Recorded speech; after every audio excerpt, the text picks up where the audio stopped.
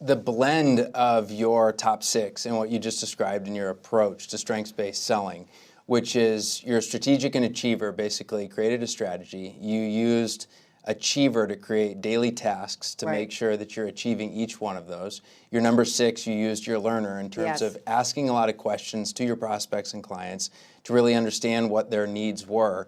And then, of course, you used your self-assurance to ask those bold questions. And then lastly, you talk about being able to be in a city at a particular time if your client is there, which is really your arranger coming out. It's really an amazing sort of blend to hear all those strengths at play, talking about your approach to sales.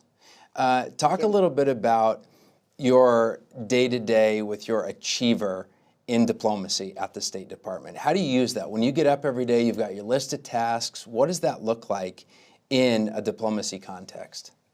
Well, that's a good question. I think one of the things I would do, I guess it goes back to a little bit of the strategic too, is, you know, in the role that I had with close to 700 people, you also have different people managing your calendar.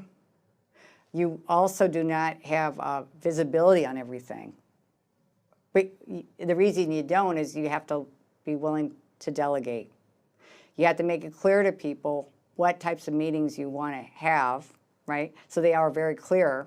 For example, I had a role that any ambassador that wanted to see me, a U.S. ambassador or a foreign ambassador, I always would try to see them if I could.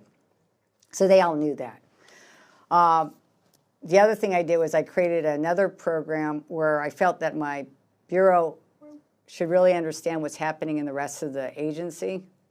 And so we actually had a program once a month where we actually would have speakers from different parts of the State Department come and speak on a topic and present. It was really important because my people got trained, and then two, they got to have visibility on who we were, because I didn't want our bureau to be kind of in a silo.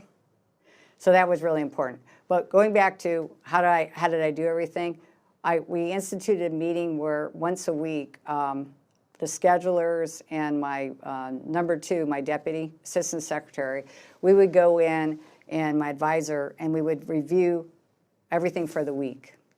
We would talk about the week and what was going to happen, and then we would obviously be totally prepared for the week.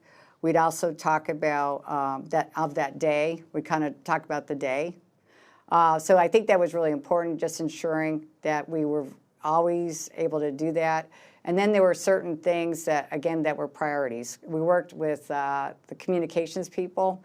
Sometimes if there was a big, like obviously if the secretary needed me, the deputy, or if there was a big media thing happening, we got to make sure that the secretary would always be aware of any issue.